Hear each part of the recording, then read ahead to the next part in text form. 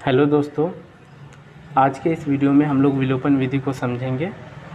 और इसको समझने से पहले कुछ बातों को जान लेना ज़रूरी है।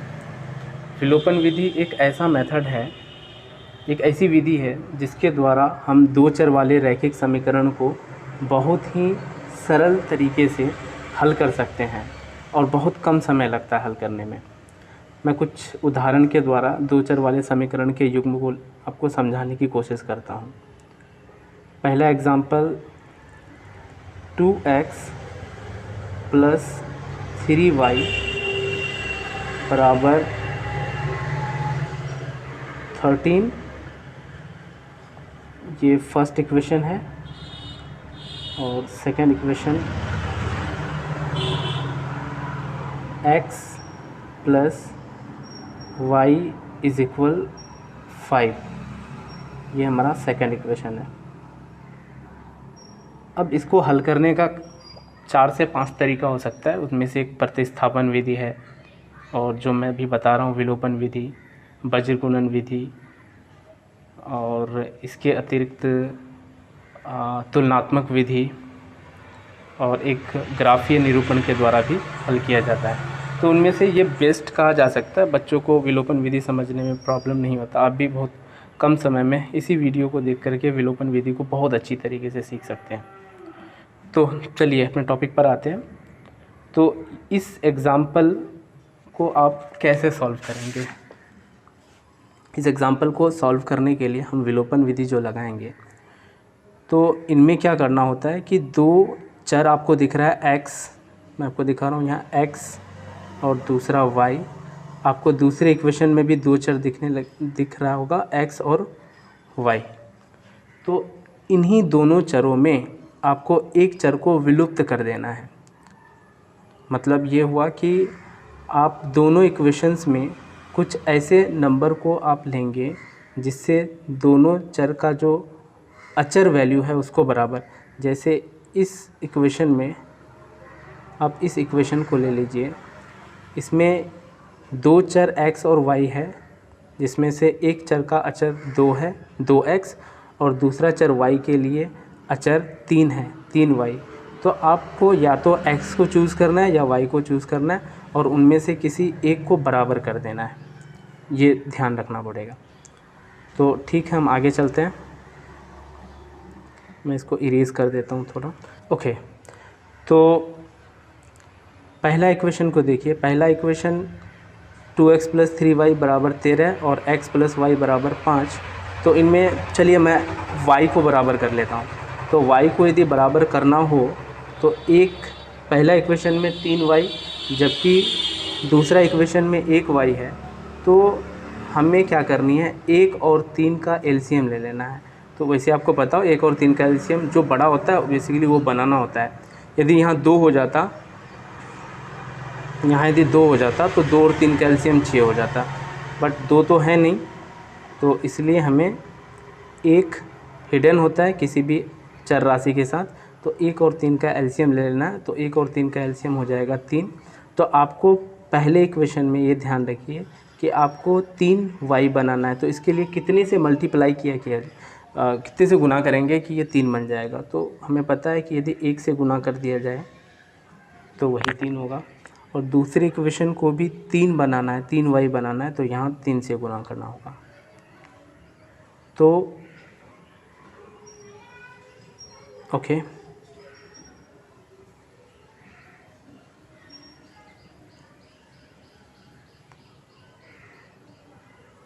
जी। अब इसको सिंपलीफाई करके हम इधर लिख सकते हैं कि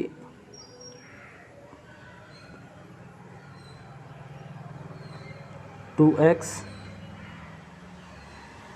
प्लस 3y बराबर 13, और दूसरा इक्वेशन 3 से यदि मल्टीप्लाई करेंगे तो हो जाएगा 3x प्लस 3y बराबर 15।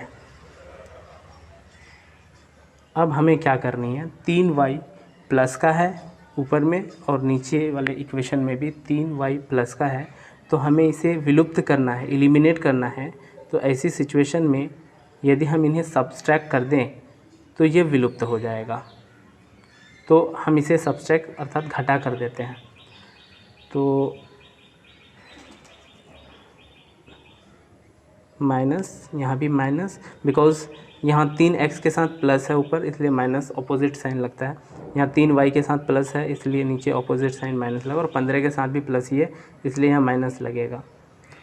तो 2x में 3x को घटा देंगे तो रिज़ल्ट हमारा -x होगा, और समीकरण के दूसरे पक्ष में 13 में 15 को घटाने पर हमारा रिज़ल्ट -2 होगा। अब दोनों साइड LHS और RHS दोनों में माइनस है, तो ऐसे सिचुएशन में हम चाहें तो इन्हें काट भी सकते हैं। तो इसे काट देते हैं, तो हमारा फाइनल रिज़ल्ट हुआ x बराबर 2। बहुत आसान था। तो x बराबर 2 निकल कर आ गया। अब हमें y का वैल्यू निकालना है, तो हम किसी भी एक इक्वेशन को लेंगे और x का वैल्यू पुट कर देंगे, जो आपको आसान लगे। पहला इक्वेशन ये तो मुझे लगता है कि दूसरा इक्वेशन ज़्यादा आसान है, क्योंकि x + y = 5 है, और पहले इक्वेशन थोड़ा सा कॉम्प्लिकेटेड है। उतना भी कॉम्प्लिकेटेड नहीं है, बहुत थोड़ा सा कॉम्प्लिकेटेड है। तो आप अपनी सुविधा के अनुसार इक्वेशन को चूज़ कर लीजिए, और उसमें x या फिर y का जो भी वैल्यू निकलता, आप यदि y को बराबर की, एक बात को ध्यान में रखिएगा, आप यदि y को बराबर कर रहे हैं तो ऐसी सिचुएशन में पहले x का वैल्यू निकलेगा, और यदि आप x को एलिमिनेट कर रहे हैं, x को बराबर करके एलिमिनेट कर रहे हैं, तो ऐसे सिचुएशन में पहला जो आंसर निकलेगा y का निकलेगा। तो हमने y को एलिमिनेट किया था, इसलिए पहला आंसर हमारा x का निकल कर आ गया है। अब x को हम किसी एक इक्वेशन में पुट करेंगे, तो इक्वेशन सेकेंड इक्वेशन में x का वैल्यू को पुट कर देते हैं। तो हमारा सेकेंड इक्वेशन है, हम लिख सकते हैं सेकेंड इक्वेशन में x का मान रखने पर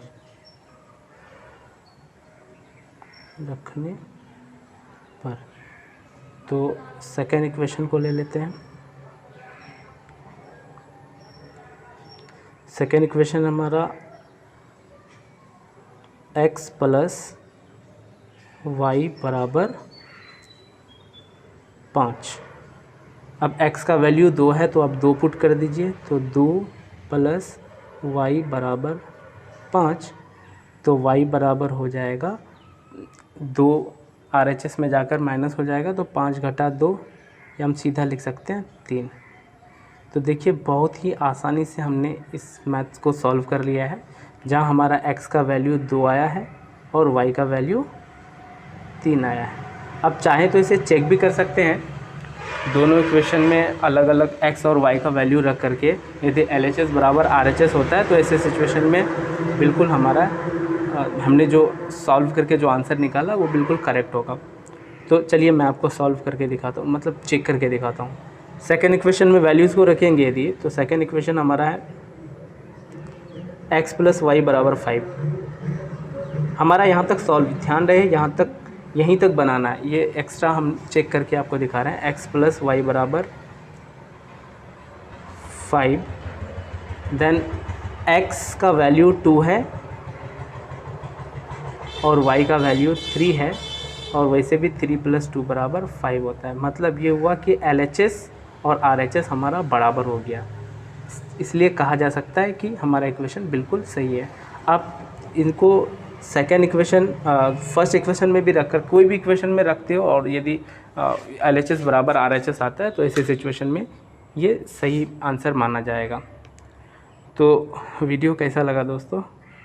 काफ़ी दिनों के बाद वीडियो बना रहा हूँ, थोड़ा सा नर्वस भी हूँ। यूट्यूब चैनल पर सपोर्ट कीजिएगा, आगे नई नई वीडियो आपके लिए लाते रहेंगे। Thank you.